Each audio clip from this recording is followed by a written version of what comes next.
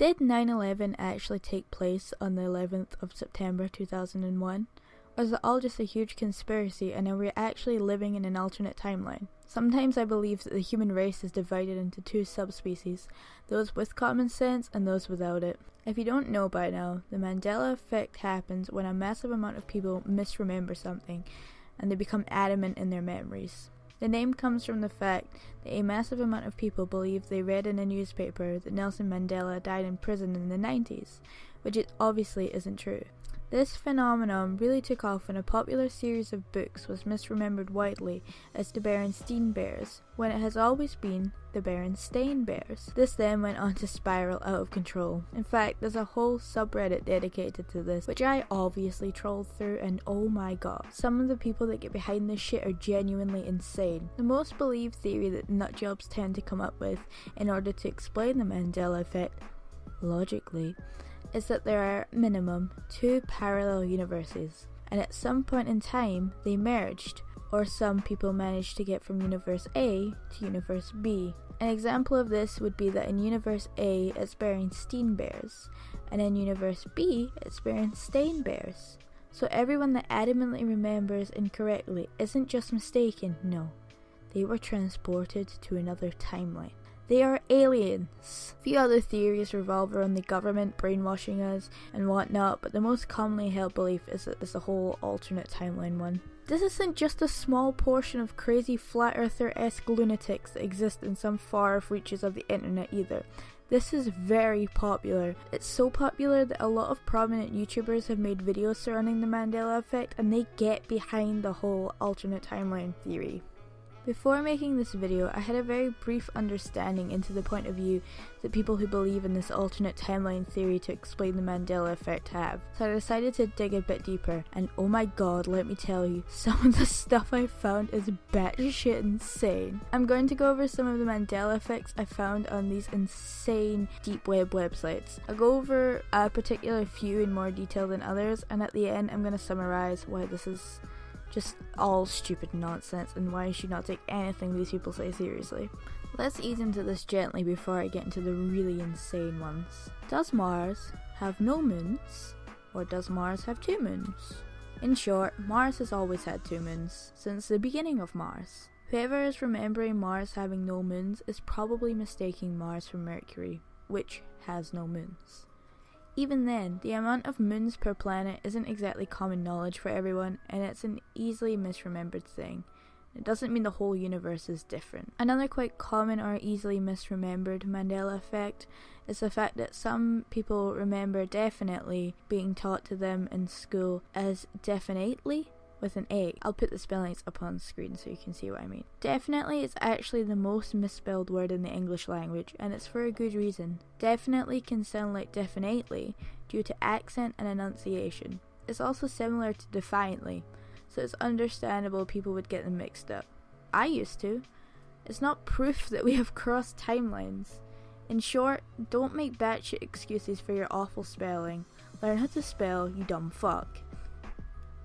Another one based around spelling is dilemma versus dilemma, with an N instead of a second M. This seems to be a pretty popular example when it comes to misremembering spelling, and it's pretty easy to explain. M's and N's look extremely similar, especially in cursive. Some people may pronounce dilemma as dilemma, just due to their accent or enunciation, the same way as definitely can be pronounced as definitely. And that's all there really is to say on that. It's just people misremembering how to spell a word or mishearing it. This next one really blew me away just due to the lack of research surrounding the whole thing. I saw this on a pretty shady Mandela Effect, weird third world, third eye, Illuminati, conspiracy, spiritual website, and this person was really adamant that this was empirical evidence that at some point our universes had switched.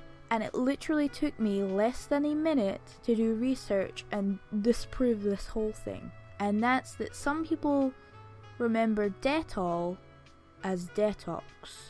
If you don't know, Dettol or Dettox is a cleaning brand. It's an antiseptic, multi-surface cleaning product. And many people remember this cleaning brand as Dettox and not Dettol. And like I said, the website I found this on completely disregards the fact that in this universe, Dettol and Dettox were actually both cleaning products, completely separate of each other. However, for multiple reasons that focus around expanding the brand more globally and marketing, Dettol and Dettox actually merged into one brand. I have an excerpt from an article about it on screen now, and if you want to read more into it, I'll post a link to where I found this information in the description.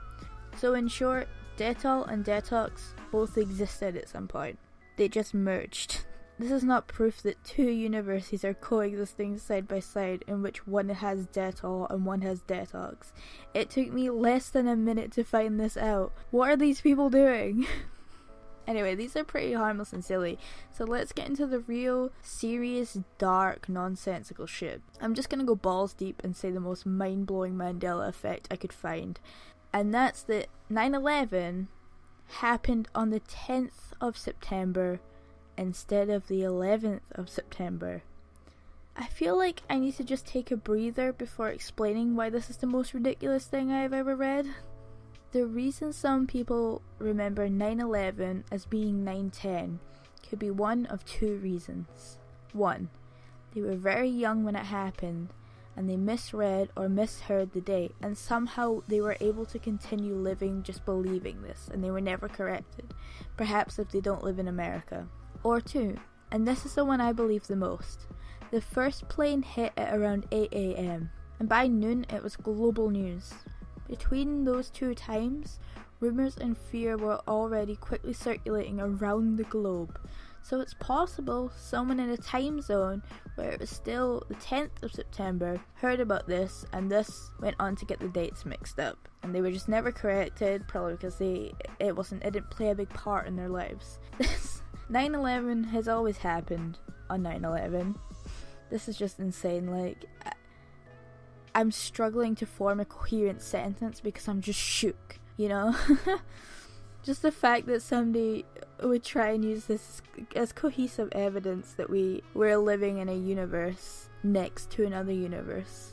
No, you're just wrong. You got some dates wrong, okay? Get over it. Don't be so narcissistic to think that just because you made a mistake, it means that the whole entire fundamental laws of physics are wrong. No, you're just stupid in some things, and that's fine because we all are. This next example I want to talk about isn't just one example in particular that the other ones have been. It's instead a genre of Mandela effects that people never stop talking about, and they seem to really get behind it and see it as empirical evidence due to the nature of the topic, and that's geography and maps and countries, and the fact that some of them don't look like they used to, in the biggest quotation marks ever.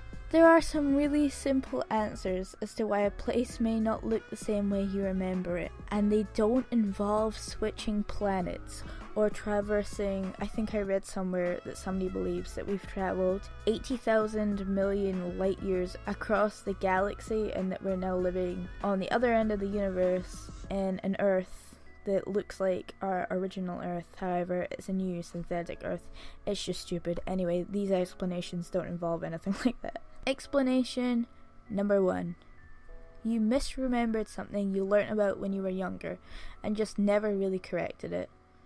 Most people don't have an entire map memorized, and a lot of the time we get our information of how the world looks from schools. So it's possible that when you were younger you just took some information in and that was incorrect, or you read it wrong, or you just misremember it and it's just never been corrected until now. Explanation number 2. Funnily enough, no two maps are exactly the same.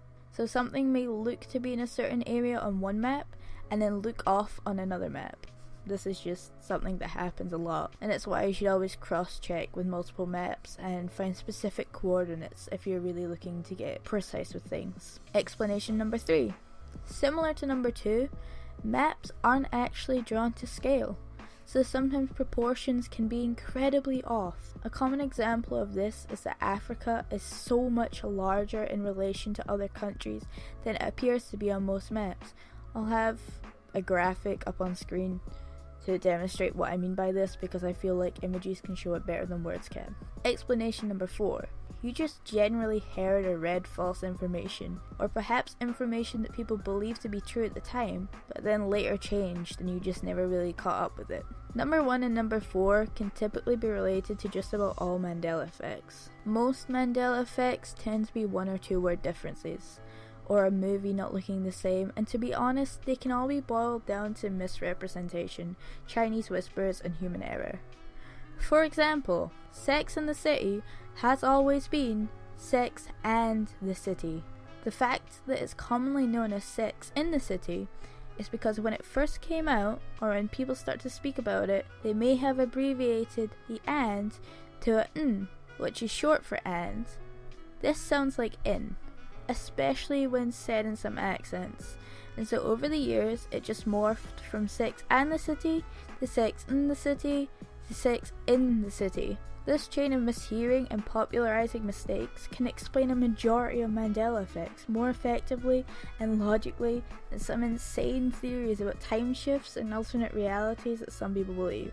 To be honest, I understand why people believe these wild theories. They make for a much more interesting explanation for a boring thing. It's our want to believe in something so spectacular which drives us to connect dots that aren't there in order to justify it. But at the end of the day, common sense will always prevail.